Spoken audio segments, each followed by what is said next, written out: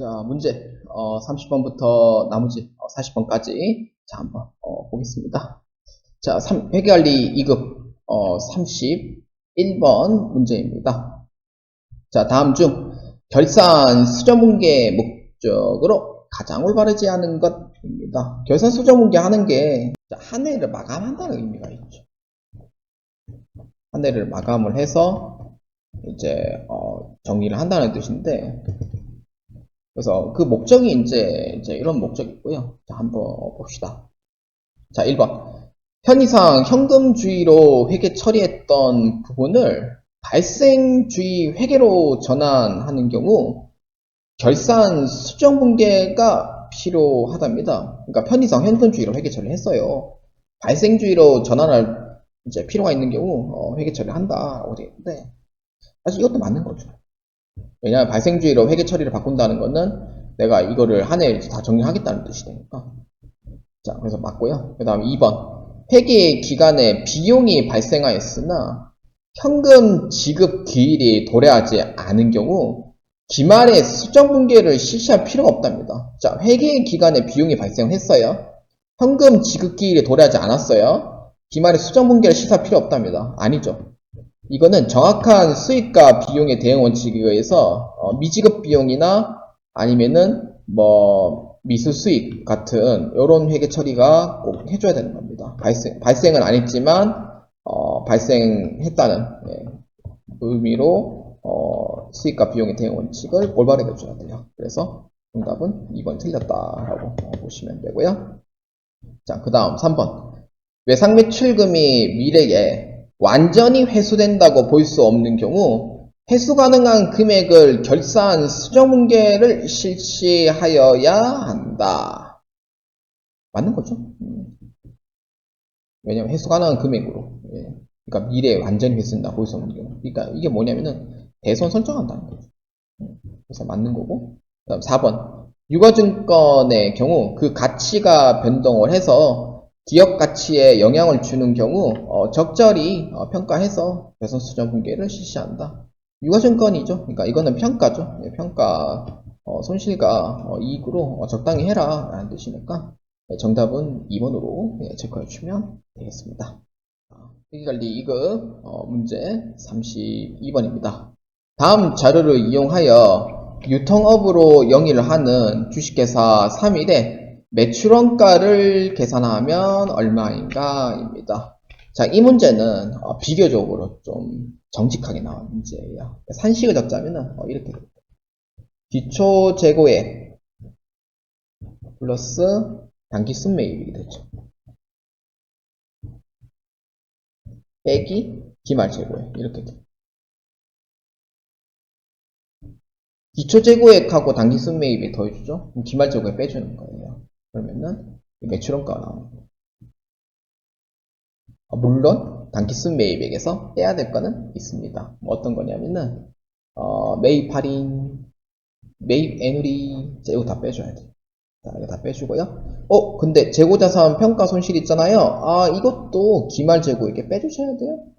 왜냐? 이거는 시가하고 원가의 금액을 봤을 때 원가 금액보다 더 많기 때문에 20만원만큼 가치가 떨어진 거예요. 그래서 기말재고액도 떨어뜨리면 됩니다. 그럼 어떻게 되냐면은 기초재고액은 얼마냐면은 50만원이 되고요.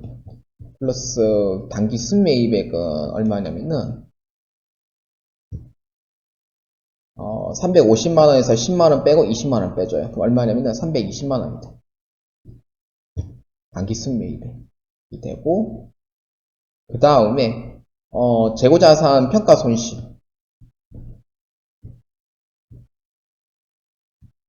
빼주고, 그 다음에 빼준 후에 이제 기말 재고액은 얼마냐면은 60만원이 됩니다. 차감 후 기말 재고액 이렇게 되고요. 그럼 380만원에서 60만원이니까 320만원이 됩니다. 그래서 310만원이죠. 370, 60, 310만원이 됩니다. 그래서 얼마냐면은 정답은 3번으로 체크해 주시면 되겠습니다. 자, 그 다음 33번 문제입니다. 자, 다음은 주식회사 3일의 2021년도 재무상태표 자료입니다. 주식회사 3일이 2021년도 12월 31일 유형자산 장부가액은 얼마인가? 입니다. 자, 재무상태표의 자료고요. 유형자산 장부가액을 뜻하는 거니까 자, 한번 봅시다. 자, 재무상태표가 있습니다. 유형자산의 장부가액. 그러면은 비품의 감가상각 누계액을 뺀 이 금액 1310만원, 건물의 감가상각 누계액 뺀 5천만원, 그다음 차량 운반고의 감가상각 누계액 뺀 500만원 이렇게 됐죠. 그래서 이게 얼마냐면은 계산기로 이용을 해서 그 답을 찾으시면 돼요. 장부금액은 감가상각 누계액을 뺀 금액이니까 1310만원, 5천만원, 그 다음에 500만원. 그래서 얼마냐면은 6,810만원이 됩니다. 그래서 정답은 6,810만원이 되고요. 그래서 이에 해당하는 정답은 몇 번이냐면은 2번으로 체크해 주시면 됩니다. 자, 회계관리 2급 문제 34번입니다. 다음은 한 신문 기사 내용의 일부이며 이에 대해 회계 전문가 김삼일이 논평을 했습니다. 다음 중 가장 올바르지 않은 논평을 한 것은 무엇인가?입니다. 이 문제를 보려면은 내용을 먼저 알아야 돼요. 자, 한번 봅시다. 이모 씨는 2021년도 12월부터 2024년도 3월까지 자신이 저지른 400원대 횡령 배임 범죄로 회사가 완전 자본 잠식 상태에 빠져 상장 폐기될 위기에 처하자 회사 장부를 조작해달라고 회계전문가 김모 씨에게 돈을 건네면서 청탁을 했다. 아니, 이거를 횡령과 배임 범죄인데 400원. 이거 신문기사에 비슷한 내용 있어요. 예, 있고요. 그래서 이제 상장 폐기될 위기에 처하잖아요. 상장 폐지가 되면은 이게 회사의 그 이미지가 완전 나락으로 떨어져요. 그래서 이거는 막겠다는 뜻이 돼요. 400원대 횡령 배임이 걸린다 하면은 주가 완전 다 떨어지지. 그 다음 회사 실적도 완전 다 떨어지지. 뭐 이러니까 일단은 지금 상장 폐지는 일단은 면해야 되는 상황인 거예요. 폐지만은.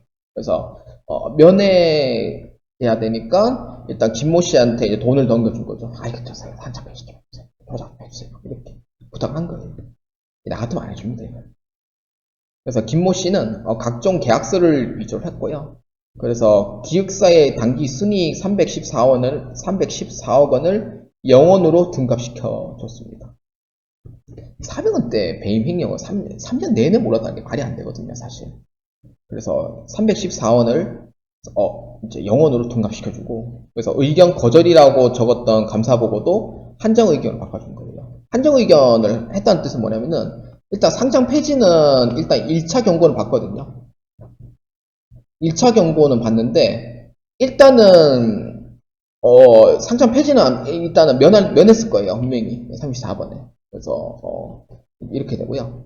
그래서 이제 디귿에 이제 보면은 대표적인 장부 조작 방법을 불법 사채 자금을 빌려 주주가 투자한 자금으로 이자한 것. 그러니까 부채를 자본으로 해서 이제 처리를 한 건데 자본을 끌어올려야지 잠식에 대한 부분을 방지를 할 수가 있는 거예요. 그러니까 회사가 자본 잠식이 되면은 막 배침몰한 건 똑같거든요. 그래서 그 방지가 되면서 부채가 완전 내려가고 자본이 완전 올라가는 방식을 취한 거예요.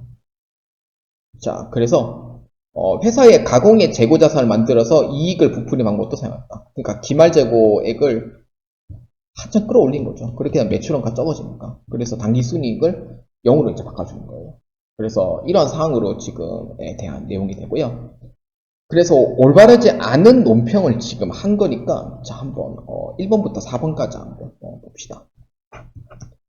자, 1번은 단기순 손실을 조작하는 등 기업 회계 기준을 위반하여 재무제표를 작성하는 것을 분식회계를 한다. 이게 분식한 건 맞아. 그래서 1번은 맞습니다. 그 다음 2번. 상장 기업이 의결 거절을 받는 경우 상장 폐지 사유가 나옵니다. 맞아요. 상장 폐지를 면한 거잖아요. 일단 1차 경고를 받은 거거든요. 한정 의견은 1차 경고 받고 끝납니다. 2차 경고 받으면 그때 상장 폐지예요. 그 다음에 디귿입니다. 재무상태표상 부채를 과소 계상하고 자산을 과대 계산한 방법 생각한다. 아니죠. 자산이 아니고 자본을 과대 계산하는 거예요. 그래서 이거 문제 잘못 보면 큰일 나요. 3번이 답이 얼핏 보면 맞는 것처럼 보일 수 있는데, 주주가 투자한 자금이니까 이자한 거고 자본을 올리는 거잖아요. 그래서 자본 잠식이라는 것 자체를 방지를 하기 위해서 한 거기 때문에, 그래서 자본의 이제 금액을 아까 끌어올린 거다라고 얘기를 했던 거죠. 3번이 틀렸고요. 4번. 매출 원가를 실제보다 과소계상해서 이익을 증가시키는 방법. 기말재고액을 올린 거예요. 기말재고액 올리면은 매출 원가 상당히 내려가거든요. 그래서 그걸 조작을 한 거고, 그래서 맞습니다. 그래서 올바르지 않은 논평은 3번이 답이 되겠습니다. 자, 회의관리 2급 문제 35번입니다. 자, 감사보고서에 회사의 외부 감사인은 재무제표에 대한 의견을 표명하게 되는데 이를 감사 의견이라고 합니다. 이거는 무조건 나와요. 무조건 매차 한 문제씩 무조건 나오는 문제고요. 자, 그래서 감사 의견 종류로 가장 옳은 것입니다. 자, 문제 한번 봅시다. 우리의 의견으로는 회사의 재무제표는 근거 문단에 기술된 사항이 미치는 영향을 제외하고는 3일에 2021년도 12월 31일과 2020년도 12월 31일의 재무상태 동일로 종료되는 양 보고기간에 재무성과 및 현금 흐름의 중요성 관점에서 공정하게 표시하고 있습니다. 이게 적정 의견하면 다 틀립니다. 이 적정 의견 답이 아니에요. 이게 무슨 말이냐면 적정 의견 내용은 무슨 영향을 사고 제하고는 하는 얘기가 없어야 돼요. 적정 의견이 나오려면요. 근데 이게 적정 의견 아니에요. 무엇에 대한 제외하고 이 뜻은 일단은 일부는 개판 쳤다는 뜻이 되거든요. 그래서 일부는 이제 개판 쳤다는 얘기 되니까, 그래서 일부에 대한 수정 보완을 요청을 했지만 그런 부분에서 지켜지지 않았고, 그래서 약간 95%는 적정하게 했는데 5%만큼은 적정하게 못한 거예요. 그래서 그런 부분에서 이제 영향을 제외하고는 이라고 되어 있으니까 적정 의견이 되지 않고요. 그렇다고 뭐 심각한 뭐 위배라든지 뭐 거절했다는 표명은 없습니다. 그래서 3번, 4번 될 게 없고요. 그래서 일부만 이제 제외하고 되어 있으니까 정답은 2번으로 체크해 주시면 되겠습니다. 자, 회의관리 2급 문제 36번입니다. 자, 다음은 주식회사 3일에 2021년도 재무상태표 자료입니다.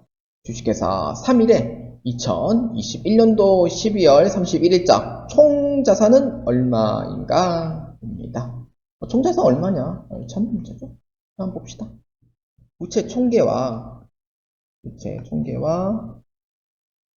자본 총계가 얼마인지 이거 두 개 합치면은 자산 금액이 나와요. 자산에서 부채 빼면은 자본이지만 부채에서 자본 더해주면 자산이 됩니다. 그래서 두 개 다 더해주시면 돼요. 그래서 요거 다 더해주면 되죠. 그래서 자본 총계는 3하나 232 230이 되는 거고, 그 다음에 부채하고 이제 유동부채 비유동부채 다 더해주면 되죠.